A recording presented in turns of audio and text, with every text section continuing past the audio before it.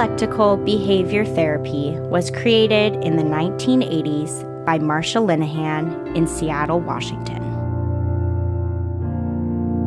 Today, DBT is taught all over the world. We're two therapists who believe everyone can benefit from DBT skills. I'm Kate. I'm Michelle. And this is DBT and Me. Hello, everyone. Hi, everybody. Oh, it's warm. I didn't even think, Michelle.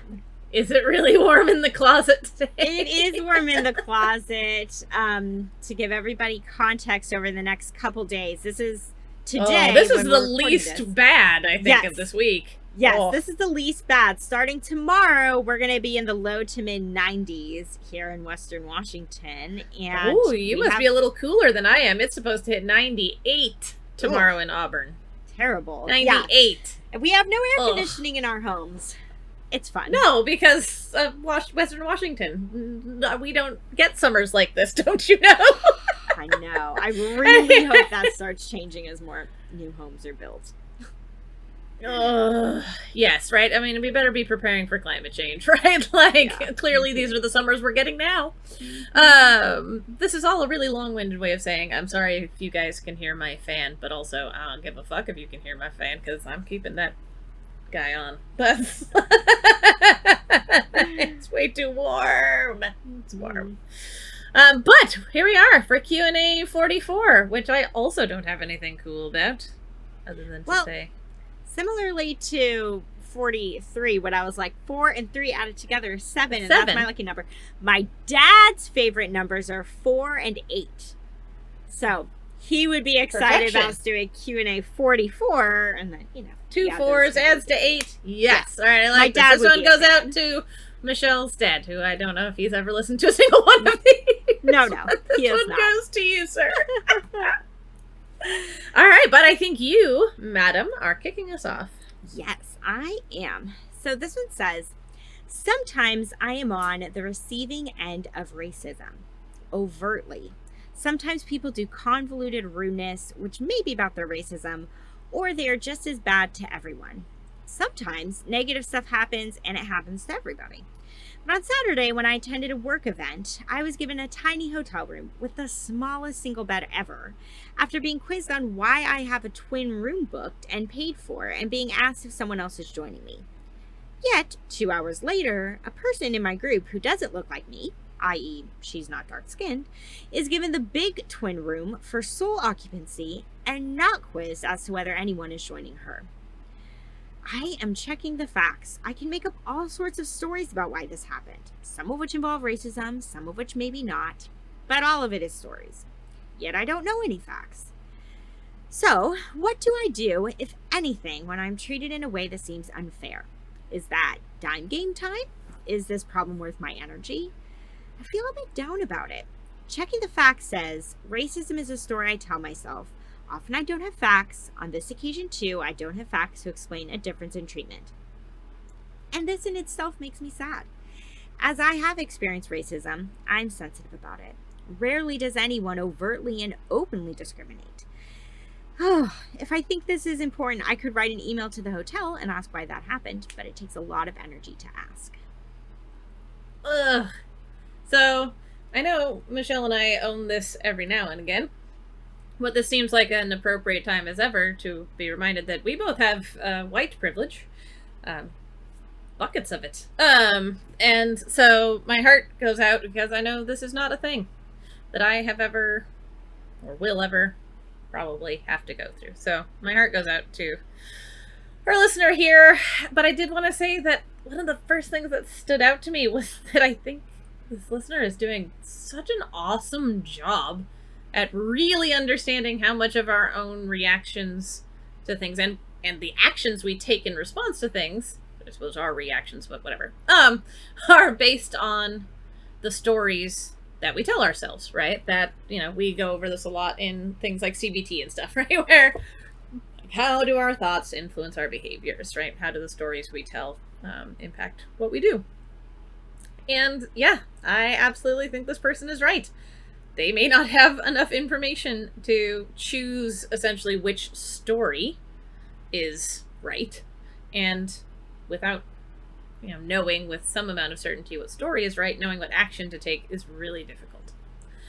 So I just wanted to do a whole lot of validation and also just sort of commendation. Like, you're doing an amazing job. You know that already, right? That's a hard thing to internalize and really realize. So in this particular case, I was thinking about, I don't know, how do I want to put that? Like, you can take similar actions towards yourself no matter which thing is true, right? So have a lot of self-kindness. If we're being DBT about it, this might look like self-soothing, but just some sort of self-kindness, right, around the fact that it may have been racism, right? And anytime someone is confronted with racism against themselves, like, that's a time to be really kind to yourself, right? Because that sucks hard and is not your fault, and also not something you can control. So, right, that's where distress tolerance and all that comes in anyway.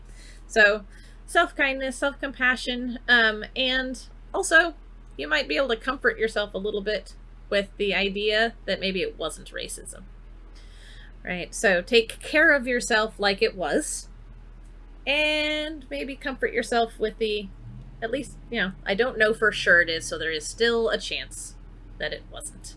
Right, so that, I don't know if that makes any sense. Michelle, tell me if it doesn't. But right, I don't know, because we don't necessarily get to have the answer to this no matter what you do. That being said, racism or not, that was pretty shitty treatment, and I would say you definitely have a right to write up a complaint or, send an email to the hotel, right? It doesn't have to be racism for it to be inappropriate and upsetting that you got treated so differently than somebody else in your same group. So I do appreciate that it takes a lot of energy to ask. Sadly, I think you're the only person who can determine whether that's worth it in the end. But I just want to say that I don't think it needs to be racism to at least potentially be worth that effort and energy expenditure on your part, because you deserve to be treated well, no matter what. And so standing up for yourself is absolutely, thumbs up, whatever the cause of what was going on. Okay, I feel super rambly about that one. Your turn, Michelle. No, I agree with and echo all of what you said. Because where I started was the listener says at the end of what they wrote in, they say, checking the facts says racism is a story I tell myself. Often I don't have the facts. On this occasion too, I don't have the facts to explain a difference in treatment. As Kate is acknowledging, right? We don't ever know what's going on in someone else's head. We can't read minds. We don't know what the person working the front desk at the hotel who asked this question of you, we don't know what that person was thinking or why they chose to ask that question. Here's something we do know, though. When you say racism is a story I tell myself, racism is also real. Mm-hmm. Like, when we take a look at history, we see countless examples of racism in the form of microaggressions, in the form of systemic racism. Racism is real. And so, again, when the listener says, like, racism is a story I tell myself, right? Like, we do this on a, almost like this unconscious level a lot of times, where just in general, all of us in day-to-day life, we take guesses at what we think another person's intentions were without truly knowing. But racism is real, and this may have very well been an example of it. And so I just think that's something, when you're faced with situations like this where somebody treats you differently and you're like, well, racism, was it not? Blah, blah, blah, kind of a thing. We know that examples of racism take place every day, and that's pretty undeniable. And the other thing, right, because Check the Facts is all about making things as objective as possible. So even if you don't want to label it as an example of racism, what we can say pretty clearly, because you were really objective here, right? 2 hours later, a person in my group who is not dark-skinned was not quizzed about whether anyone was joining her. That's fact. You were asked that question. The other person in your group was not. That's about as fact-based as you can get. So that was kind of my thoughts on that little bit at the end there. But what to do about this, right? And energy management is going to be so important. I think you and I both really honed in on that here, Kate. In the same way, where, it's so important on any given day to decide if you have the capacity. Because writing an email like that is going to take energy. As the listener said, they ended with saying it takes a lot of energy to ask. If you don't have that energy on any particular day, do not put pressure on yourself to do it. Don't try to run on empty when your gas tank is already really low, right? Like, go to the gas station first, fuel up, then do it.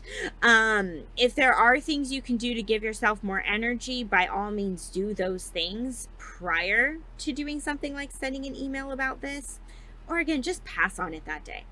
Just pass on it. If you're not up to it that day, don't do it that day. It's okay to wait until you have a little more energy to confront people when they are doing something that at least appears really discriminatory, even if that isn't how they intended it to be. That takes work from you to do that and to challenge. And so we want to make sure that you are going to be taking care of yourself. I also was thinking that self-soothe might be a really lovely way to do that. So that you're able to self-soothe either before you would send an email in this case, or after you send the email. I think either way it could work really well. Or even during, right? When you sit down to write that email, try to make your environment as calming as possible, right? Burn a candle if that's something you like to do. Have some music going in the background that you really enjoy. And that will, I was about to say, invoke the mood you want to be in. But whatever that means, right? That could be really calming music. That could be really upbeat music. Whatever would suit your fancy. So that, again, when you're doing this, it maybe won't deplete you as much. So those are my thoughts. Yeah, I like it. Okay, so next one reads, my 16-year-old son has been treated in inpatient and outpatient settings for bipolar depression, OCD, and suicidal ideation. He has responded best to DBT. I am hoping to learn as much about DBT and how it is applied day to day so I can help him. He is really struggling right now. He transitioned out of a program and didn't have a therapist because there weren't any in our area accepting new patients that know DBT. So we are behind the 8 ball and out of practice after almost 3 months of looking for a therapist. He is a junior in high school and has not been to school for the last 4 days because of his depression that seemed to start back up again after he had a virus for a few days. He knows he has missed exams and work and is now embarrassed to return. I am working with the adjustment and guidance counselors and his teachers the last few weeks, and they are all wanting to see him succeed. The longer he stays out, the harder it is to go back, and the cycle continues. Any recommendations on what DBT skill you would try to help a 16-year-old boy get the courage to go back to school? He has been receiving DBT for 1.5 years, minus the last few months. If I had the tools, he might just need to be reminded to use them. Skills I can remind him of or look into are welcome. So there were 2 skills that I thought of. The first, not the easiest DBT skill, but definitely one of the most important DBT skills, is wise mind. So this would maybe be a conversation to have with him. Not necessarily about the situation with school, but just in general. what does it look like for him when he is in his wise mind? What did he find when he was doing DBT that helped him be in a wise mind state? How does he know he's in his wise mind? I would just get really curious about that and have a conversation, because that is going to serve him well, whether it's this situation or future stressful situations in life. Wise mind is so much like the backbone of DBT. It's so crucial. It's so important. And so if he has the ability to tap into his wise mind, that is going to be so important to him being able to take care of his mental health. If you want to make it specifically about the situation with school, you could ask him, what does his wise mind say about not going to school? And what comes up? My guess is this is a pretty emotion mind decision to not go to school.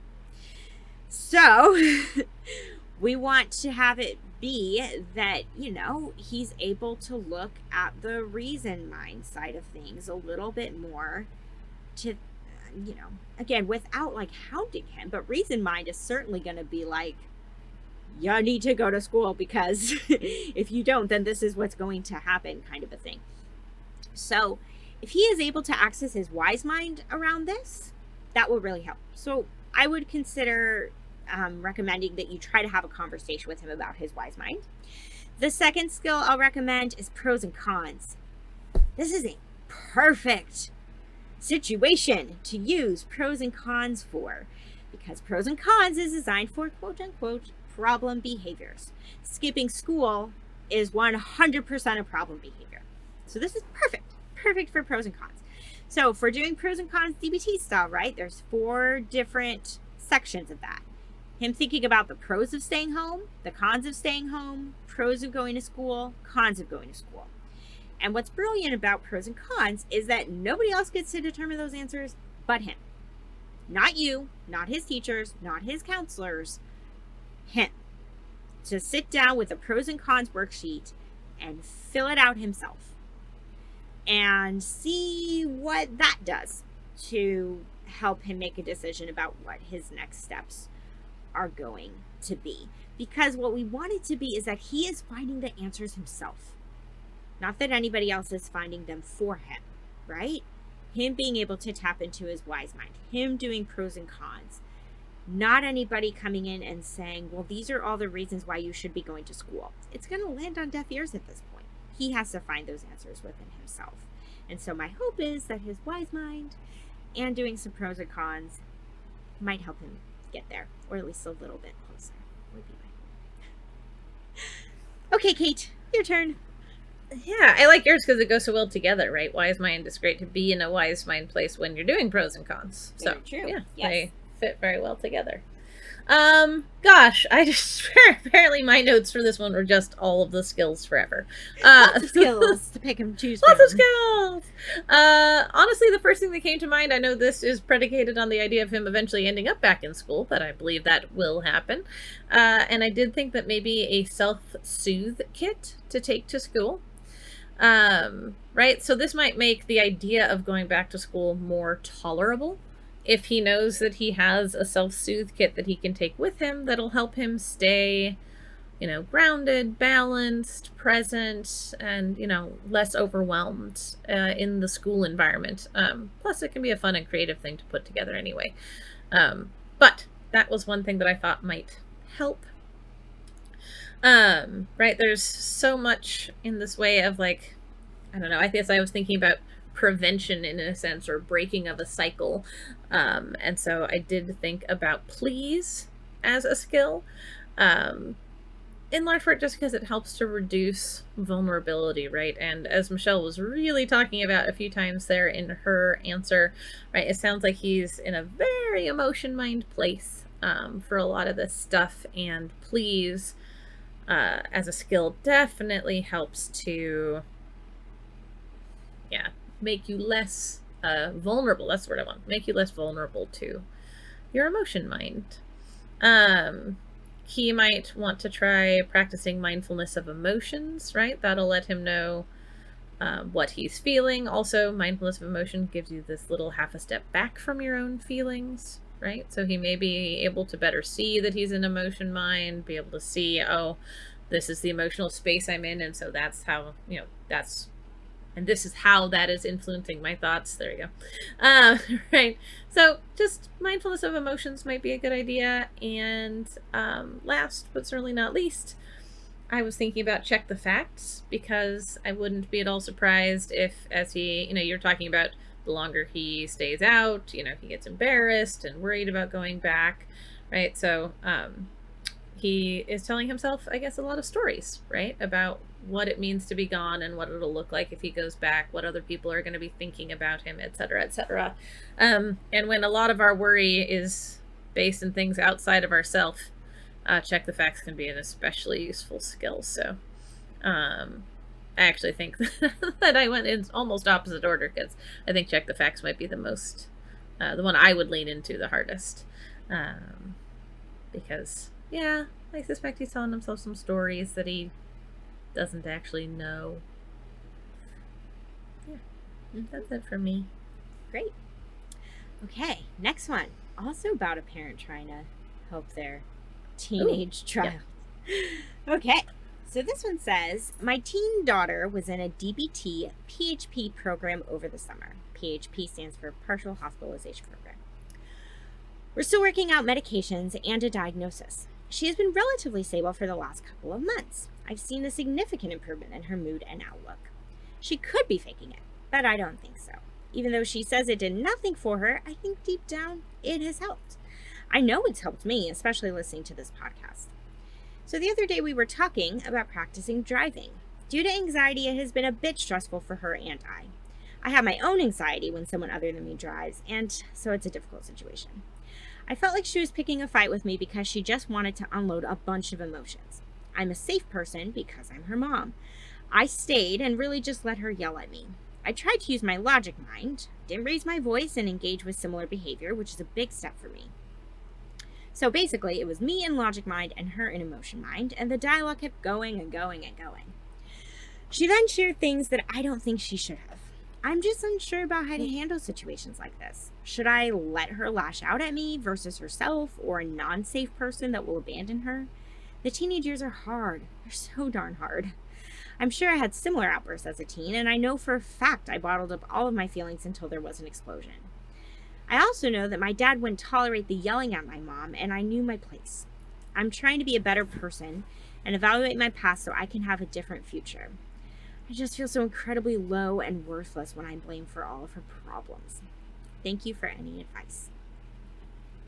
Oh, a few different things. One, I have no idea if I misheard you or if you said something weird, but I thought I heard you say, but then she shared things that I don't think she should have instead of would have. Oh, so, yeah. Definitely says, like, very different message. I don't think she would have. Yep. So, again, maybe you said the right thing, but my ears just went, what? When I heard you. So, just in case I'm right. Thought that was worth mentioning. Also, just to the last listener and this listener, I just always want to say how much it touches my heart when we hear from parents in email, in the Facebook group, right, whatever. I just think it's really lovely when parents are looking to learn the same things as their child, learn resources to be able to help their child. I just think that's already pretty excellent parental stuff. So I hope you give yourself a bit of a pat on the back for that, listener. Excuse me. God, I hate yawning. So the first thing that I wanted to say is not actually a DBT skill, but maybe something worth looking into. I certainly couldn't do a great job of defining the entire concept right now, but that is the idea of differentiation. Right? You certainly have a lot of moments where you seem to be practicing that a bit already, listener. And also sometimes where it's more of a struggle, but differentiation, I would pare down to basically meaning you are you having your emotions and I am me having my emotions, and we are not the same person, right? Like, You're doing you, I'm doing me, and we are not actually, well, enmeshed is the opposite word for differentiation, right? We have clear borders between us as human beings. And that's really hard. And I just want to say that we're not taught that very well, I would say, in our culture as a whole. Many of us certainly weren't taught that by our parents. Differentiation sounds simple, but is very hard a lot of the time. So, but yeah, could help you from some of those spaces where you talk about feeling low and worthless when you're blamed for her problems, right? That would allow you to stay really well in that space of like, right, she's just doing the teenage explosion, I'm a safe person, whatever stuff. And it actually doesn't say anything about my worth other than maybe positive messages on my worth because she is treating me like a safe place, which means I must have done something right. Right? As a mom, to be a place where my kid feels safe to explode like that. Not that it's pleasant, but it's still nice that you've given her a place that she feels that safe. So differentiation is the first thing. I also thought that when you're in those spaces where maybe she's exploding at you or you're just having a hard time getting through an interaction with her, you might try both give and willing hands, right? So give as just your way of responding to her. Just, if she's storming right around you, just sort of being in that, as you were talking about, sort of calm, centered, grounded, but also interested, validating kind of space. And to help yourself have better emotional equilibrium as well, I would think of the willing hands being much more for you than for her or both of you. But yeah, willing hands, it's surprising how much those can do to calm us down, slow us down, and help us feel less awful, just altogether, about an interaction. And last but certainly not least, the skill stop, really for either one of you, right? If she remembers enough about her DBT to remember what that acronym is and how it might be used, you might even call it out in the moment if you're the one needing it. Right? You can be like, hey, I'm going to practice my stop skill. I need a couple of moments, right, to go reconnoiter. Or, you can just orchestrate it for yourself if you don't think that she would react well to that or would necessarily remember what you were talking about. But also you may want to remind her of it. Ugh, excuse me. Gracious me. Gosh darn it. Silly human bodies doing human body things.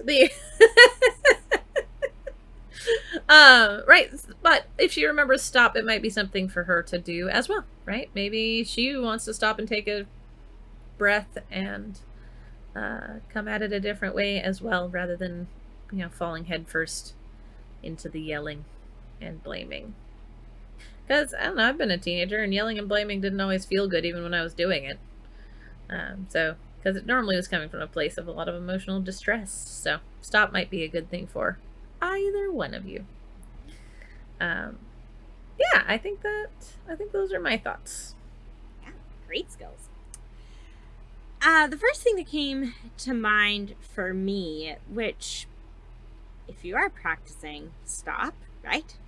You are stopping, taking a step back, right? Observing and then proceeding mindfully. And though I think we often think of stop as a very short skill, right? You do it hopefully in the span of a couple minutes. Sometimes it can take longer with those last two letters to figure out what it's going to look like to proceed mindfully. And so I hadn't really thought about what I'm about to suggest in terms of stop, but since you were just talking about stop, Kate, I was thinking that it might be really helpful to revisit things when both of you are calm. So this might look like you each have taken some time to observe, and now you're proceeding mindfully. You could try saying something to her, again, when the two of you are calm, when you're just, relaxing at home, kind of a thing, to say, hey, can we talk about the other day in the car and what happened?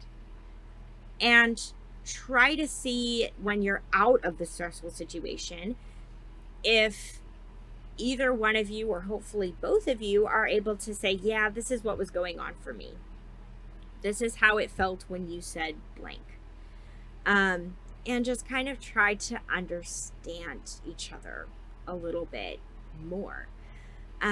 So sometimes that can happen where we can beat ourselves up because we don't always say things right in the moment when they're happening. And that's what I sense from you here, listener, is that like you're kind of beating yourself up because you kind of froze in the moment a little bit when she was acting this way towards you, and probably got in your head a little bit of like, oh, why didn't I say anything? Why didn't I do anything? Well, you had a very natural response.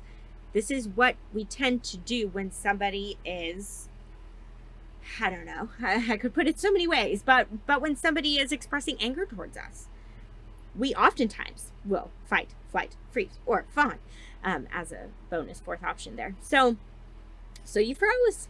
Okay. But now that you're out of that, hopefully you can revisit it, perhaps. I was also thinking that check the facts might be helpful here. Check the facts might be helpful in the moment. When you are practicing these driving lessons, a big thing with check the facts that I encourage people to do is because we try to infer a lot from what people say. When we are checking the facts, we are looking at the words. Just the words, right? So-and-so then said da-da-da-da-da-da. Is factual that those words came out of that person's mouth. Now, we don't know what the person was thinking right before they said those words. And sometimes we can tell ourselves all kinds of stories. That seems to be a theme this episode, right? It does seem to be stories that we're telling ourselves about other people's behavior towards us. We can tell ourselves all kinds of stories. And sometimes we can tell ourselves, oh, well, right before they said da-da-da-da-da-da-da, I did blank, and so then they probably said this in response to me doing this. If only I had it done blank, then they wouldn't have said da-da-da. We don't know that. We don't know that. We don't know if you would have done anything differently, if that would have changed what they said to you or didn't. And if anybody is saying words that are disrespectful in nature, right? Name calling, swearing, whatever it may be, right? Because the listener said being blamed for all of her problems. Maybe that was said, right? Well, you did blah, blah, blah to me. You're like, you caused da, da, da, da, da. All we know is that that's what they are saying. That's all we know. So I would really try to let go of any blame that you may be holding about causing her emotions and causing what she said. Because these are the words that she chose. You didn't choose these words. She did. So regardless of what actions you did in the moment, her choice of wording towards you or how she chose to say what she did, not your fault. So try to let that go a little bit. The last thing I'll say, Kate, I think is really interesting because you were talking about give and I was talking about fast. And give and fast. I was thinking that too, and how opposite our relationships are in many ways with our moms. Yes. Because I'm thinking I would give anything for a mom who could have listened to my falling apart and yelling and screaming and having a tirade as a teenager. Right. And you're like, Jesus Christ, don't put up with that shit. A little bit. And also, though, I realized as you were talking, what I was actually really imagining it as is probably actually primarily give, but don't forget about fast. So, i.e., make sure that when you are validating her, for God's sake, do not apologize. Make sure that as you're doing give, you are keeping the principles of fast in the back of your mind. Because I don't want you to be doing give in a way that's completely invalidating your experience in an effort to validate hers. So I want it to be that you are doing give. Actually, I fully think that that's good, Kate. To do give, just make sure you are also drawing on fast if you need to. I think specifically the being fair and the no apologies piece. keep those things in mind. Don't forget that while you're trying to hold space for her. Don't forget yourself. I wouldn't necessarily, because this is why, actually, I fully agree with you talking about give, Kate, because if we're thinking about the priorities, the priority here for this listener seems pretty clear about, like, I want the relationship with my daughter to be good. That is what's important to me. I want us to be good. So you do want to prioritize give. That'll be important. Just, you can still, not fully self-sacrifice either while you're practicing gifts. So that's what I was thinking dialectics. It doesn't have to be either or. That's right. You can do both give and fast. Woo! It's wild up in this place. Partying with the DBT skills. Yes. I may be a little punchy today. Wait, I just realized I use that for meaning I want to punch people and for like a little punch drunk, like punchy. Whatever. Mm-hmm. I think this may be the shortest Q&A question, shortest prompt, shortest, whatever we want to call it, that we've ever had. Short. I think the shortest. Maybe not, but I think so. So the last and least by word count, but certainly not the least important, of our litany for the evening is: no matter how hard I try, I can't stop focusing on a girl that's blowing me off after 2 years. This stuff is so hard. And I could say so much. I'm pretty sure in past Q&As we have touched on things of this nature, right? What it means to cope with not being in a relationship anymore with somebody that you still have feelings for. It's not easy to do at all.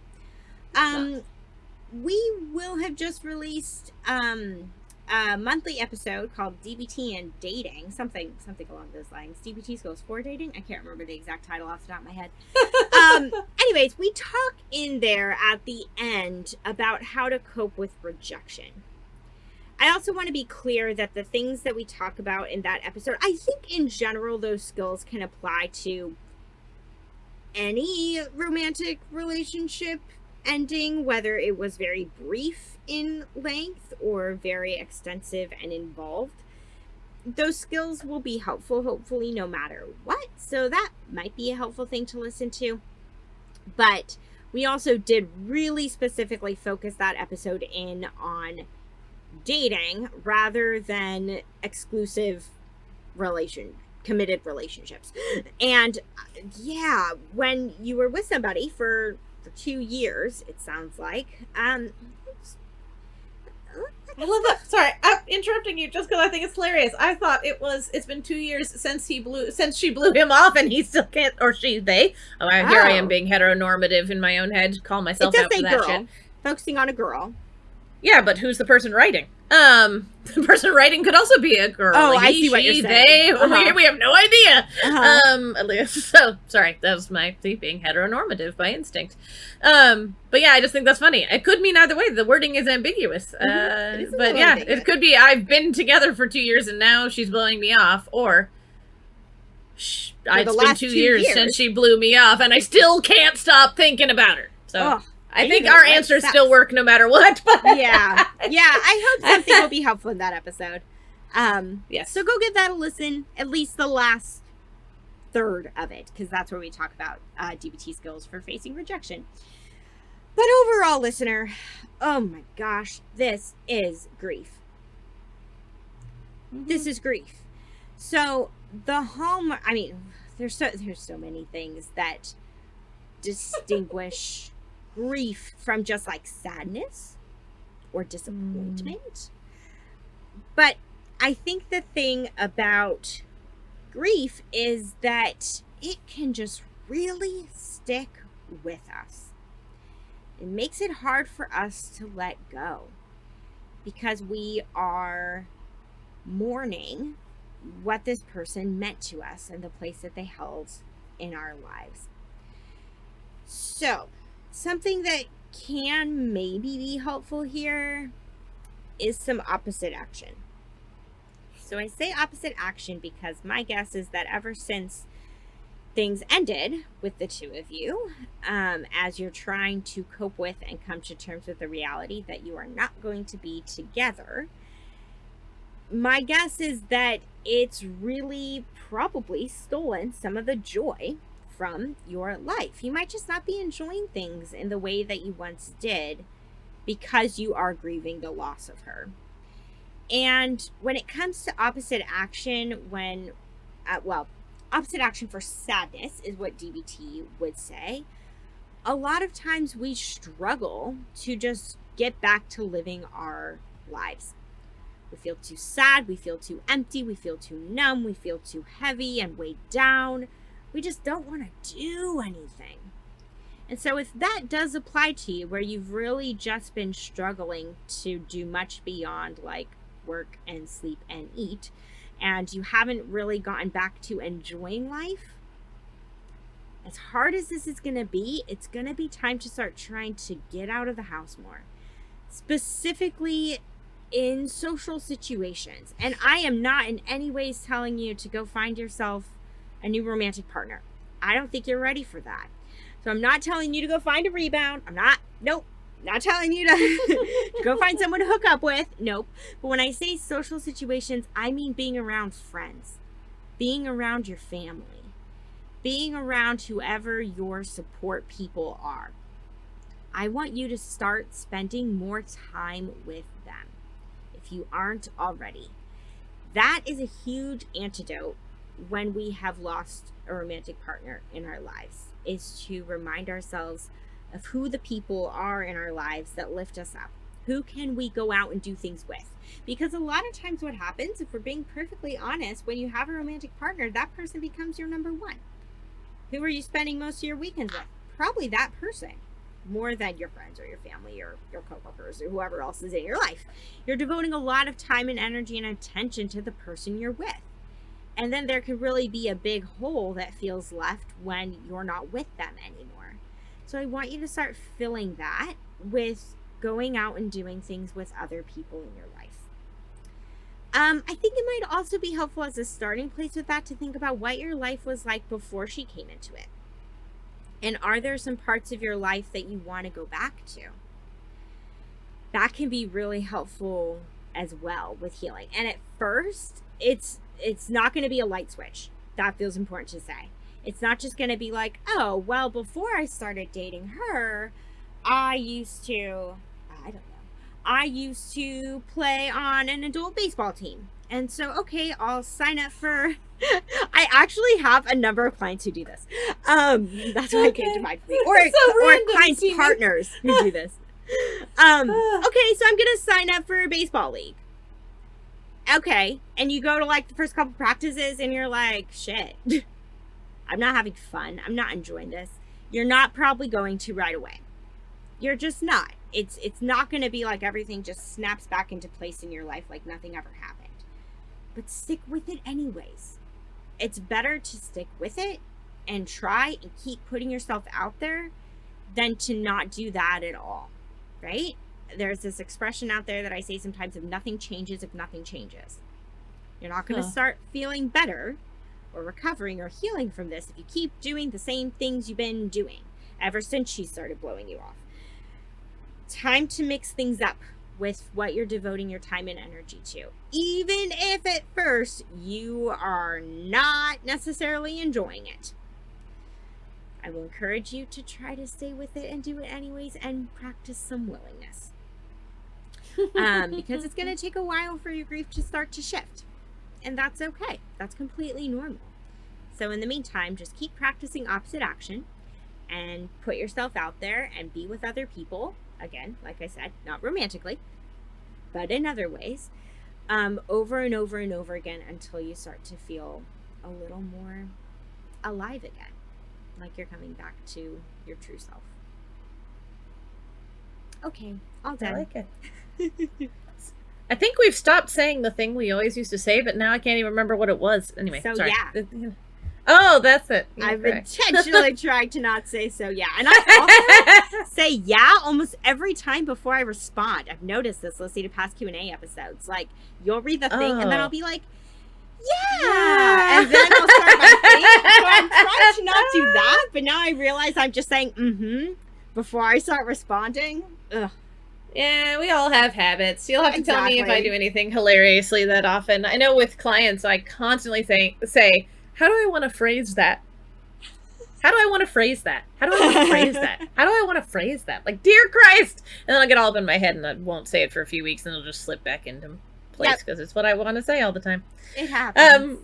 Well, I love all the things you said. All the things you said are definitely perfect for the interpretation you had. I will just keep going with what I had with my interpretation. One of us and then we'll have hit both bounds, right? whichever interpretation was correct. So the first thing I thought about is the T from accepts. Right? Somebody blowing you off, that's not something you can tolerate, whether, this grief, this external thing, right? This is exactly the kind of stuff that distress tolerance is meant for. And the T from accepts, right? I guess you say focusing on a girl, but when I think of someone focusing on someone else, I definitely imagine thinking about that somebody else, that's the form that focus is going to take most of the time. And so find other things to occupy your brain, right? Things that really keep you engaged, right? I won't go through the whole T aspect of accepts again, but it is important, it's not just something that, if it's a background activity, it's probably not going to help you stop focusing on the girl, right? So find engaging things to do. Even if they're brief. If you listen to our episode on accepts, you'll, I'm sure, hear me go on about the 4-letter L words. It is my favorite thought interruption tool. Here in DBT, also just for panic attacks or a whole bunch of other things. I love it as a tool. And you, maybe, listener, could use some, I need to just briefly but thoroughly derail my thought train. Right? I just need to kick this fucker off the tracks and see if we can't get going down another set. I have in the notes, I don't know, I was feeling a little silly apparently when I wrote them. I said, treating your thoughts like kittens isn't just for mindfulness, but this idea of, right, of like, there go my thoughts again, wandering off onto the subject of this girl, right? You're just going to gently, kindly, sweetly pick up my thoughts and put them back where I want to actually be paying attention to, right? This might look like you actually trying to be mindful of specific other things. This could just be sort of like, I don't know, mindfulness light, where you're not necessarily trying to be mindfully in one thing. You're just trying to mindfully be aware of your thoughts going over yonder and bring them on to something else, anything else. Get a song stuck in your head, whatever. Like, just, nope, we're coming back here. But with no shame, right? The real important part of this is, obviously, your thoughts are going back here for a reason. Either this is a fresher wound and it sucks and that's why, like Michelle's thinking about, or like if this is something where you're still hurting 2 years later, that's a big deal. Try and be nice to yourself about the fact that you're struggling with moving on from this. Because, being kind to yourself, you're a lot more likely to be able to succeed at getting your thoughts off of that particular track. Another thing that I found myself wondering was, like, what was it about this girl that has kept you hooked? Why can't you stop thinking about her for 2 years? What was amazing? Or what did she bring to your life that was missing from your life before that, right? Try, of course, to skew away from things that are somewhere between too specific and too general. Like, what did she bring to your life? Her! Right? No, right? Did she make sure you stayed home more often, got out more often? Was that you were more physical, that you ate better food, that you, by better, I just mean tastier. Like, what did she do, right? What did she bring into your world that has made the loss so difficult to move through? Because I wonder if you might be able to use that answer to basically kind of free yourself from that focus or from that relationship at the end, to see if you can't find other ways to bring that into your life. As Michelle was saying, this is not my telling you to go out and date someone else, no matter how long it's been. This is not necessarily a go find someone else to get your mind off of this other person. But there might be other ways. Friends, going to classes, doing stuff with family, local clubs, whatever. Right? There might be other ways to get that into your life that she brought into your life. Right? And that might make, you not feel like you need her to fulfill those things anymore. It might help moving on be a little bit easier. Great. Almost said so, yeah. We'll probably accidentally say it once an episode till the end of time, I'm sure. All right, so we are done with Q&A 44. If you have questions for us to answer, you can either email them to us at dbtmepodcast@gmail.com or post about them in our Facebook group. And no matter what, it may take us a long time to read them out loud on a Q&A, but we will make sure to respond to you by either replying to your email or commenting in the Facebook group when you have a question. So you will hear from us one way or another. All right. Thanks for being here, everybody. Yep. Thanks, guys. All right. Bye. To learn more about us and the DBT skills we're teaching each week, join our Facebook group. Simply log in to your Facebook profile and search